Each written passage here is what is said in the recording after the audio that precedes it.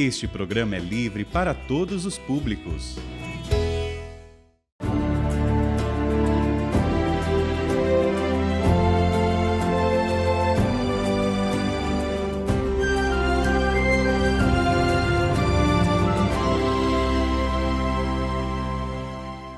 Queridos irmãos e irmãs, a saudação fraterna e franciscana de paz e bem.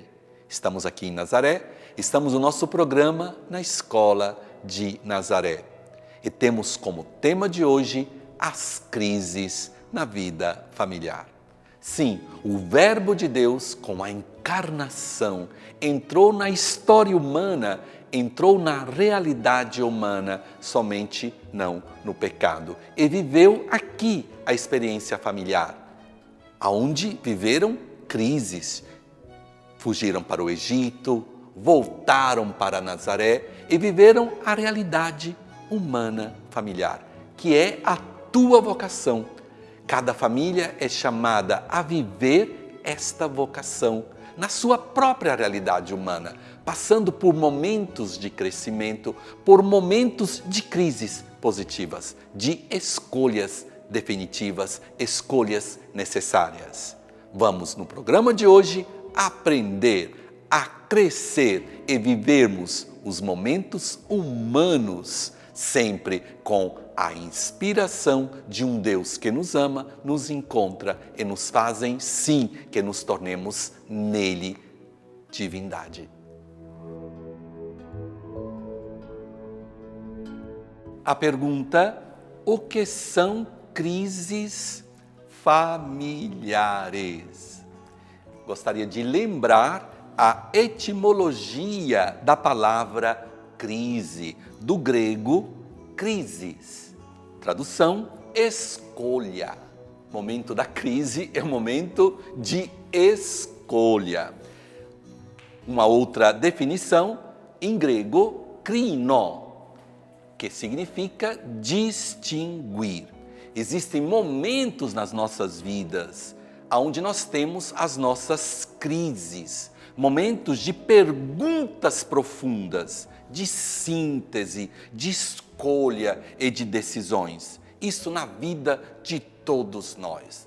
Nós necessitamos das crises. As crises são momentos de escolha, de distinguir as situações para tomar uma decisão.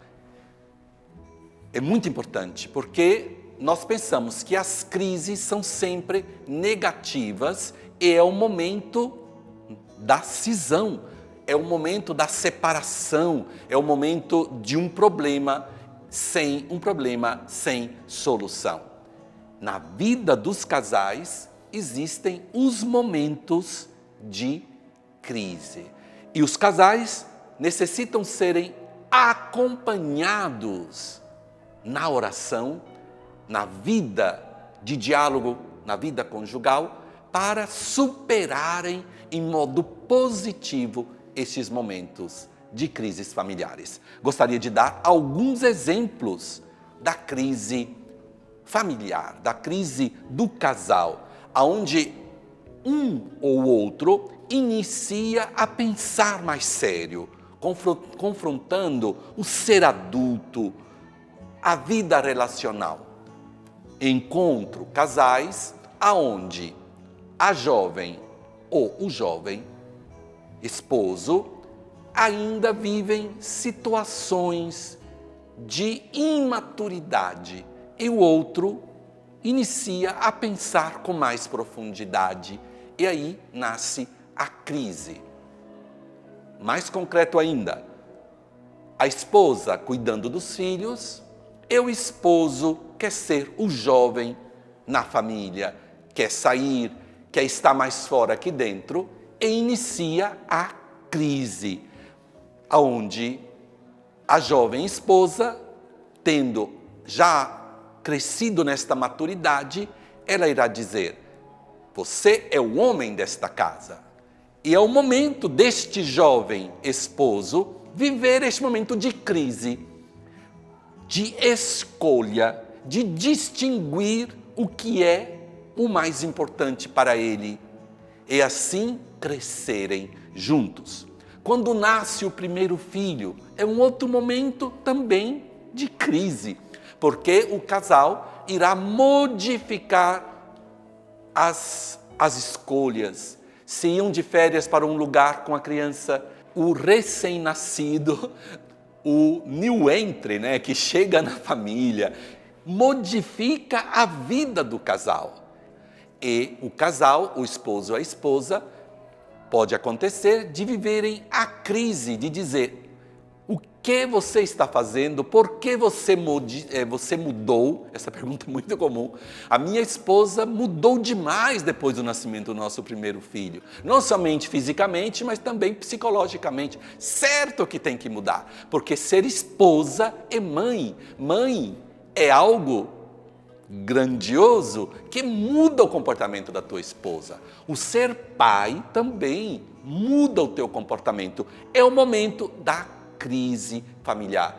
É o momento da crisis, em grego, da escolha, krino, o momento de distinguir. Outro momento de crise, os filhos adolescentes. Também é um outro momento de crise, porque os filhos querem já viverem em um modo um pouco mais emancipado para a sua identidade.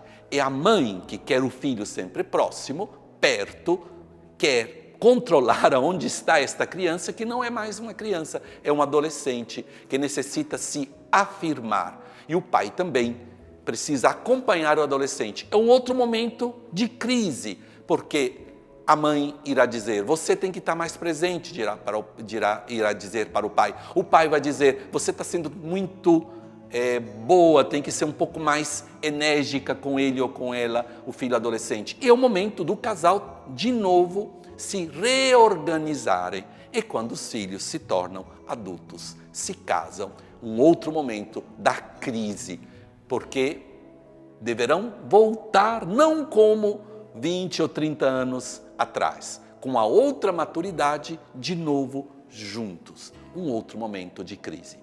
Por isso, as crises são necessárias, as crises é um momento de acompanhamento, é um momento de escolhas e de distinção.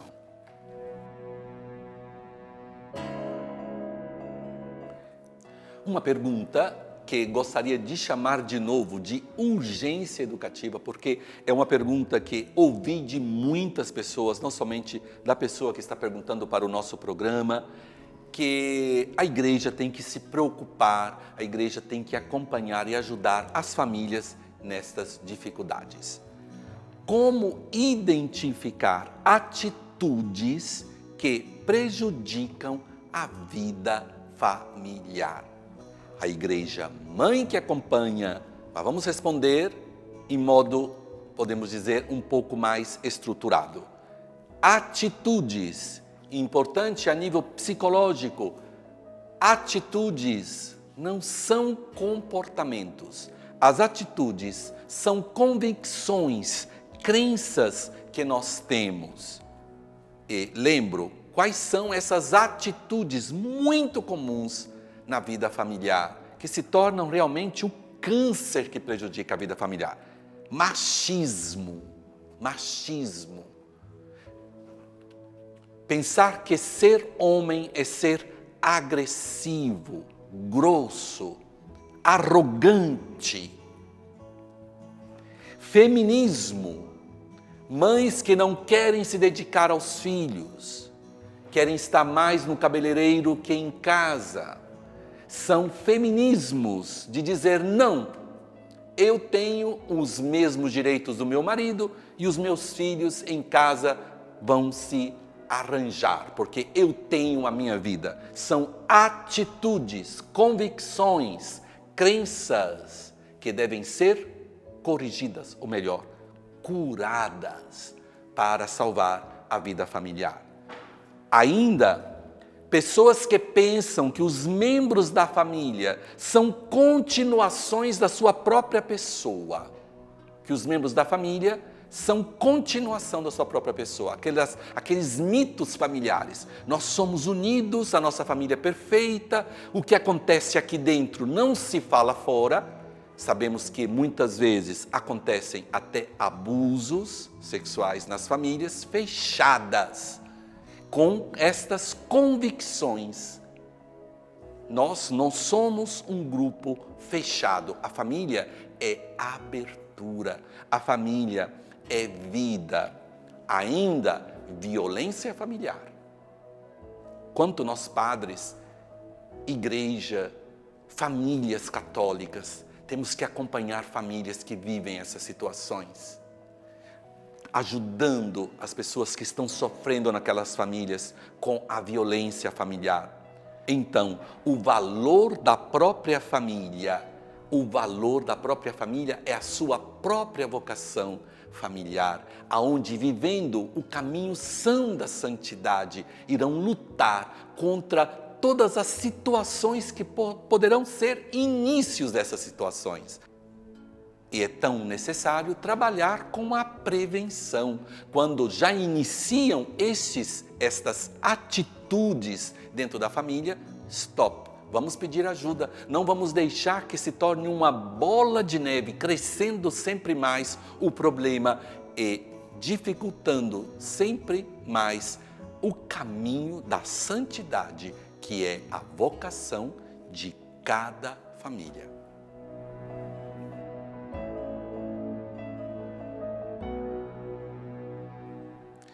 Uma pergunta que ouvi de muitos irmãos e irmãs que eu acompanhei, seja para o caminho para a vida matrimonial, como para a vida religiosa. Venho de uma família desestruturada. Como isso influencia na família que estou formando? Quem mandou esta pergunta, gostaria já de mandar um grande abraço, porque você já está no teu caminho de cura. Explico. Esta importante pergunta, quando o irmão e a irmã têm a consciência da própria fragilidade e da própria ferida.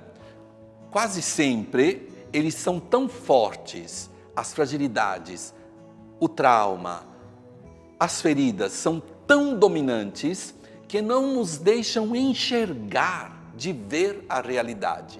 A pessoa que vem de uma família desestruturada, onde passou por fragilidades, por violência, por dificuldades, ela não irá enxergar a necessidade de um caminho. Ela vai dizer, não, eu estou bem, tudo está certo, eu vejo tudo com clareza. E não é assim. Muitas das vezes, nós aconselhamos um caminho terapêutico, porque a pessoa pode ser alcançada na oração, num caminho de fé, na direção espiritual. Um caminho terapêutico com um bom psicólogo cristão também ajuda, porque sim, tem perigo que você possa repetir em situações de estresse, você possa reproduzir a tua desestrutura.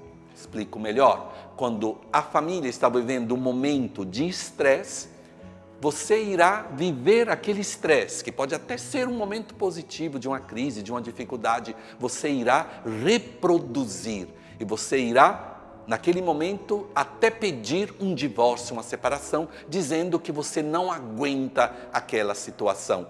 Ou quando você exige do teu esposo, da tua esposa, comportamentos que não são segundo os critérios de uma relação madura, porque você começa a ter medo de um abandono, aqueles ciúmes exagerados, não ter confiança no teu esposo, na tua esposa, e você diz não, porque eu vivi a traição na minha família, não, eu fui abandonado na minha família, eu não vi um amor verdadeiro na minha casa, e você começa a duvidar do amor do teu esposo, do amor da tua esposa. Na vida religiosa, a mesma coisa.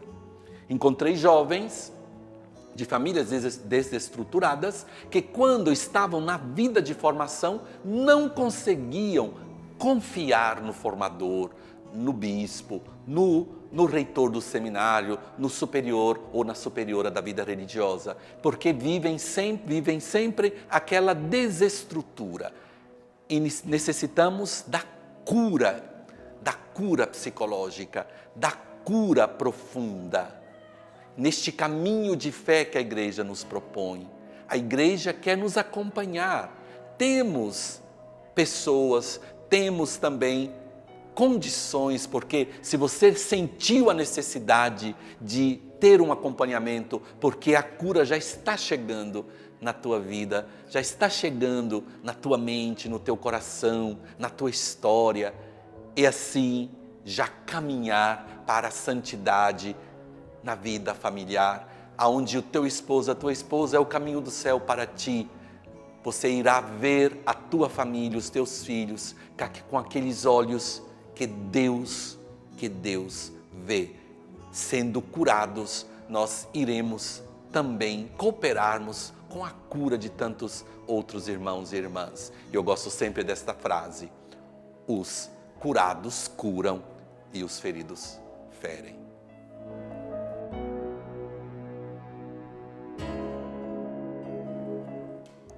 Uma pergunta que realmente é necessária fazer esta pergunta para os casais que estão em dificuldades e também para a igreja, para os pastores da igreja, para as famílias que têm a missão de acompanhar outras famílias.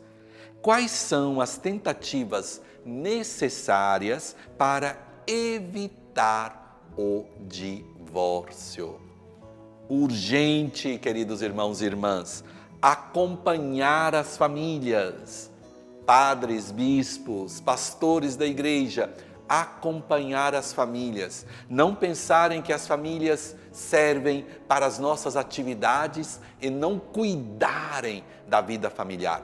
Os casais serão na vida paroquial, na diocese, na vida eclesial, não somente o que eles fazem, mas o que eles vivem, o que eles são como casais. Por isso é urgente acompanhar em todas as etapas da vida matrimonial, na preparação, nos momentos de crise e também com uma prevenção primária para todas as famílias.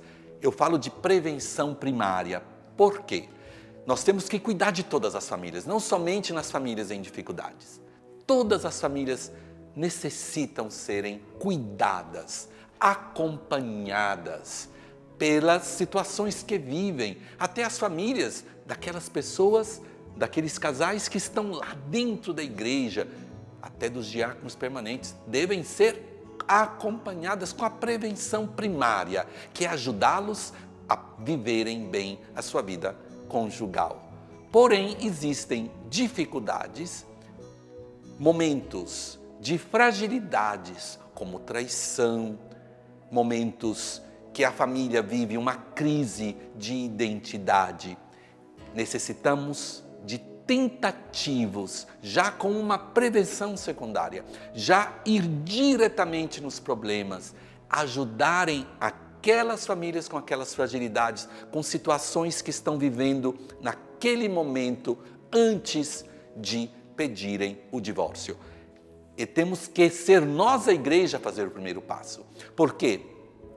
A família em crise irá falar com um amigo do trabalho, a amiga do trabalho, o amigo que joga futebol, irá dizer: divórcio. Não perder tempo, não sofrer, divórcio. Não pensar no teu filho, não pensar muito nos filhos, senão você não irá decidir. Divórcio. Não. Acompanhamento, diálogo, igreja que acompanha, amigos verdadeiros, casais que passaram por momentos parecidos, momentos de crise que irão ajudar aquelas outras famílias. A pastoral familiar, a pastoral na paróquia, na diocese, nas comunidades, acompanharem as famílias que estão passando por essas dificuldades. Existem outras situações, quando chegamos a momentos de violência, a momentos de abusos psicológicos e físicos, Ali temos que ajudar também as famílias que vivem essas situações. Não podemos dizer para uma esposa que tem que viver sempre na traição ou viver sempre com a violência física, ou o esposo. Não, essas situações são situações particulares que acompanhamos as famílias, mas não vamos dizer que a pessoa deverá viver a sua cruz. Imaginem, droga, traição, violência física. E aqui eu fui uma vez um pouco sarcástico com um sacerdote que disse para um casal, para uma senhora que vivia totalmente apanhando, violência, os filhos sendo também sofrendo aquelas violências físicas, a pessoa totalmente doente. O padre disse: meu filho, a cruz. Eu digo, Jesus ficou na cruz no momento do Calvário. Não podemos dizer para uma pessoa passar toda a vida na cruz. Não, a vida matrimonial não é o projeto de Deus. Vamos acompanhar sim essas situações difíceis, porque a igreja é mãe. Em outras palavras, não ao divórcio, mas sim à vida, e a vida em plenitude.